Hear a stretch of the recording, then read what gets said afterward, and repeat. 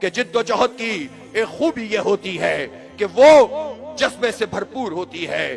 جد و جہد اور تحریک اس وقت کامیاب ہوتی ہے جب نوجوان بھی شامل ہوں، بزرگوں کی سرپرستی بھی ہو، مائیں بہنیں بھی موجود ہوں، بچے اور بچیاں بھی اپنے اپنے محاذ پر ڈٹی ہوئی ہوں. تحریک ٹریول کرتی ہے اور ایک قوت میں ڈھل جاتی ہے. لیکن یہ تحریکیں اس وقت پشمردہ ہو جاتی ہیں جب نظم و ضبط کی خلاف ورزی ہوتی ہے، جب لوگ اپنی اپنی ڈفلی اپنا اپنا راگ اڑاپنا شروع کر دیتے ہیں، جب لوگ اپنی ذات، اپنی بات اور اپنے ویوز اور اپنے لائکس اور اپنے سوشل میڈیا برانڈنگ پہ تحریک کو ترجیح دینا، تحریک پر ترجیح دینا شروع کر دیتے ہیں، تو پھر تحریکیں کمزور ہونا شروع ہو جاتی ہیں.